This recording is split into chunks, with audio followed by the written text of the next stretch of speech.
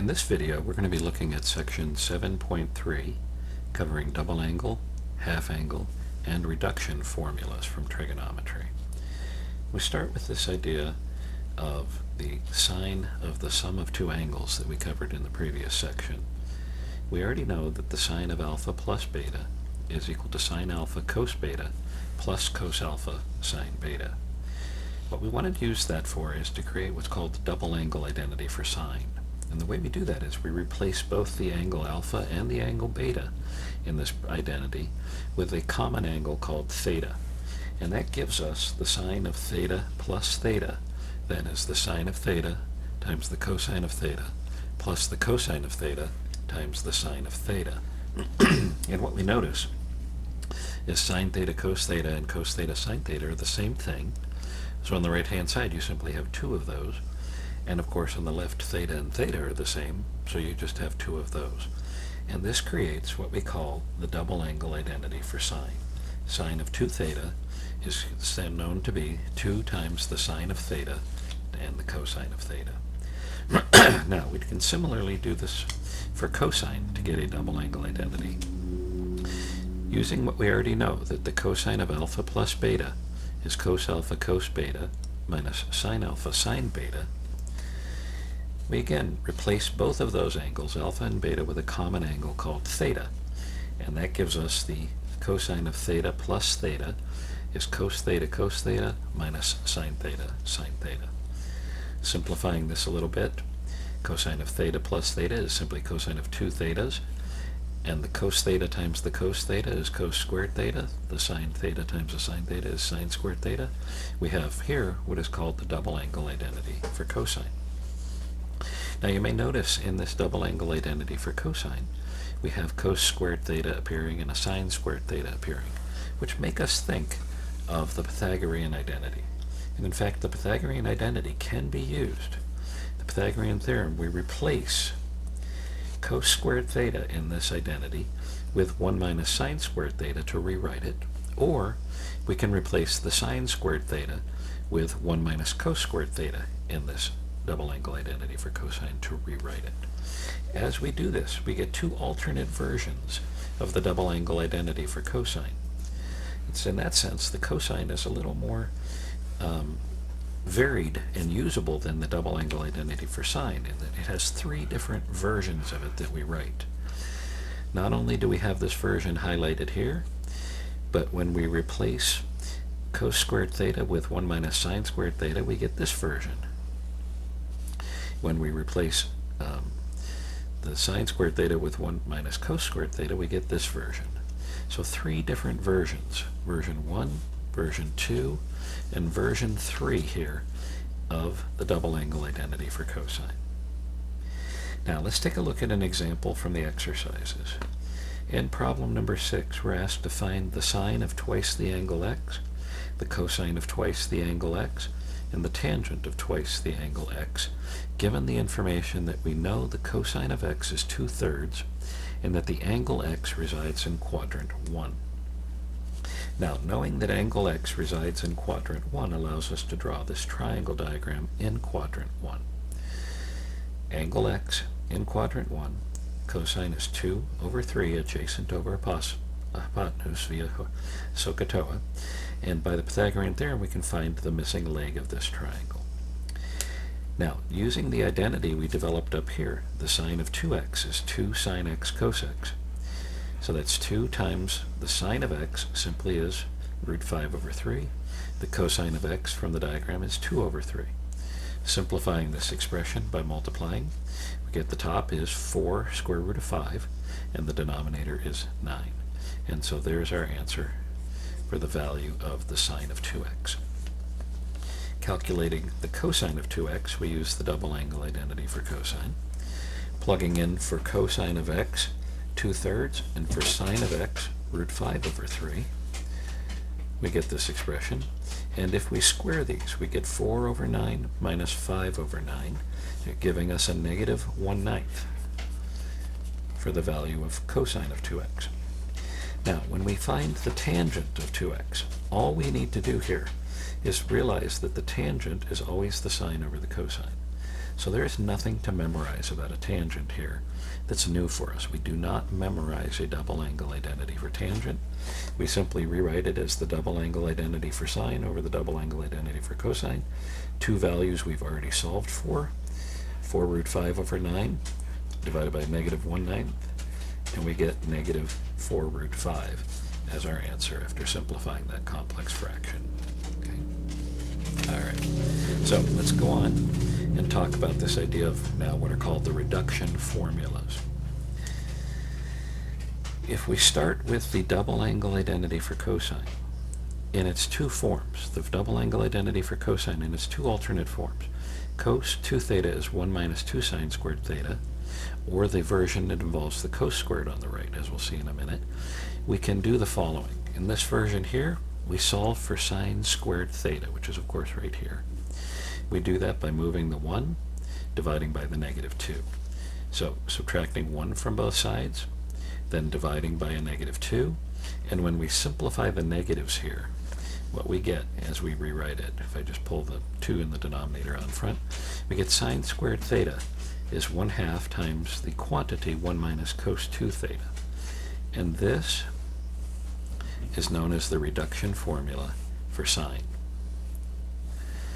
And the reason it's called a reduction formula is it allows you to take the squaring of a sine and rewrite it into a cosine to the first power, not being squared. That's the reduction that's occurring. Similarly, if we start with the double angle identity for cosine that says cos 2 theta is 2 cos squared theta minus 1, and then solve this for cosine of theta by adding 1 to both sides and then dividing by the 2, we can rewrite it again by pulling the 2 out in front as a fraction.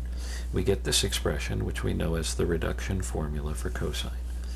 And it tells us that cos squared theta can be reduced to a single power as 1/2 times the quantity 1 plus cosine to the 1 power now of 2 theta. Let's look at an example of using these. In exercise 38, we were asked to calculate the cosine of square root of 5x into a form that does not involve a power other than 1 on that. So, applying the reduction formula for cosine, cosine squared of 5x would be playing the role of theta here. I get 1/2 times 1 plus the cosine of 2 times the 5x. All I have to do here, of course, is multiply the 2 and the 5 to get 10 as the coefficient on the x, and I'm done with the problem. That's our rewrite using the reduction formula. Here's a second example that's a little more complicated because the power is higher than 2 in this case. So what I view this as, sine to the 4th of 8x. I think of this as sine squared of 8x all being squared. In other words, you've got sine squared of 8x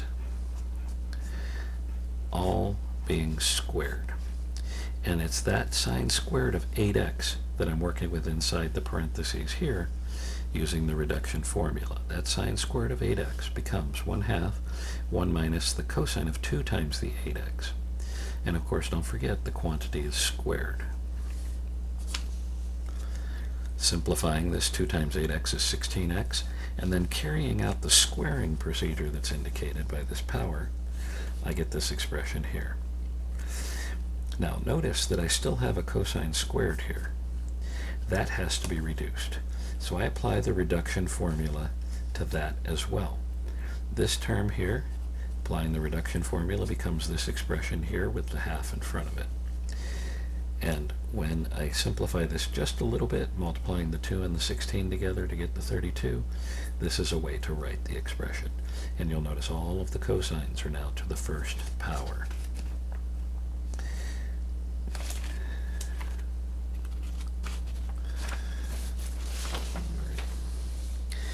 Now, from these reduction formulas, we can then derive what are called the half-angle identities for sine and cosine.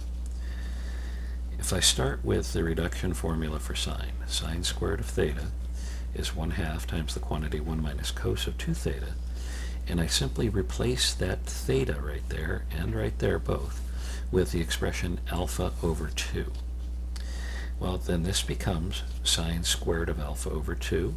This becomes a half times 1 minus the cosine of alpha. Now, if I simply then take the square root of both sides of this, square rooting the sine squared gives me a sine, and square rooting this expression gives me what we have here under the square root. Notice that we've put a plus or minus in front here. Okay. That means that when we solved this algebraic equation, we had to consider the two possible roots to the equation, one being positive and one being negative. And we'll see how that plays out in an example in just a minute. That's a significant part of the solution process. We can do the same thing with the reduction formula for cosine. Starting with cos squared theta is a half times 1 plus cos 2 theta, and replacing that again, theta, with alpha over 2, we get the expression cos squared of alpha over 2 is a half times 1 plus cos alpha. Then taking the square root of both sides again yields this result. And so you see that the half angle identity for sine and the half angle identity for cosine are almost exactly the same. The only place they differ is right here. This one has a minus for sine, this one has a plus for cosine. Now let's look at an example of applying this. They've asked us to find the exact value of the expression cosine of 7 pi over 8 using a half angle identity. So I consider that 7 pi over 8 is really the angle 7 pi over 4 divided by 2. Okay? That gets it of the form that we have right here in the half angle identity. Applying the identity, therefore, I get plus or minus the square root of 1 plus that cosine of 7 pi over 4, all divided by 2. Now, if you consider that the original problem was asking about the cosine of 7 pi over 8, and that 7 pi over 8 is here in quadrant 2, where cosines are negative, that clearly indicates to me that the cosine of 7 pi over 8 has to be a negative value. And therefore, when we apply the identity, we're going to choose the negative version of this identity. This is a process you have to go through every time you apply the half angle identity in this way. You need to know where the angle is that you're talking about. You need to know whether your trig function is positive or negative in that quadrant, and then appropriately choose either the plus or the minus as you apply the half angle identity. Now, in the half angle identity, we have a negative determined to be in front. And here, now we have the cosine of 7 pi over 4. Well, 7 pi over 4 is an angle down in quadrant 3 with a reference angle of pi over 4. The cosine of 7 pi over 4 is the same as the cosine of pi over 4 by the reference angle theorem. Therefore, I can replace the cosine of 7 pi over 4 with the cosine of pi over 4 and do my evaluation. Now, this is a complex fraction that we have here. Under the radical, I have a 1 plus root 2 over 2, all divided by a 2. I need to clean up that complex fraction. And I do that by multiplying the top and the bottom by the number I need to get rid of, which is this 2 right here. As I multiply the top and the bottom by 2, the expression simplifies to this final answer. All right, finally, let's take a look at a couple of more examples of using these identities. We're going to look at proving identities using what we know. So we start with this idea here in 58. We want to prove the identity that sine squared x minus 1, quantity squared, is the same thing as cos 2x plus sine to the 4th x. In this work, what I'm going to do is work on both sides of the equation. For this particular problem, I'm going to work on both sides of the equation. On the left, I square out the expression. Squaring this binomial, I get sine to the 4th x. This times this twice is minus 2 sine squared x. Negative 1 times negative 1 is a positive 1. On the left, I'm going to apply the double angle identity for cosine, but I'm going to apply it in the version that results in sines. So cos 2x is going to get replaced with 1 minus 2 sine squared x. And what you then notice immediately is the left side and the right side are exactly the same, and you have proven the identity to be true. Finally, let's take a look at problem number 60. where we're trying to prove that the cosine of 3x is the same thing as cos cubed x minus 3 sine squared x cos x. In this example, I'm only going to work on the left-hand side of the equation as I do my work, and I will show that the left-hand side becomes this right-hand side.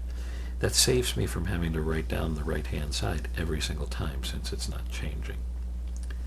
On the left, I write 3x as x plus 2x. The cosine of the sum of two angles identity gets used. Cos x cos 2x minus sine x sine 2x. Now, when I look at this, I see a cos 2x, and I have a double angle identity for cosine I can apply there. I see a sine 2x. I have a double angle identity for sine that I can apply there. And so that's what I do on the next step. Cos 2x, double angle identity, becomes cos squared x minus sine squared x. Sine 2x, applying its double angle identity, becomes 2 sine x cos x. If I then multiply this out on the left, cos cubed x minus a sine squared x times cos x. Here, a minus a sine x times 2 sine x cos x gives me a minus 2 sine squared x cos x. And if I simply then combine the like terms from here and here, there's 3 of them in total, I get the same expression that I have on the right-hand side. And we're done proving the identity. So this is your introduction to section 7.3. What you would do now is work on your homework. Make sure you understand how to apply these identities. And of course, since you have a video here, you can pause the video, you can rewind the video, make use of it, and hopefully that will help you to understand how to do these problems. If you have any questions, please don't hesitate to reach out to me. We can figure out how we can communicate. I can put up little videos of working a specific problem if you have a question on a specific problem. Okay?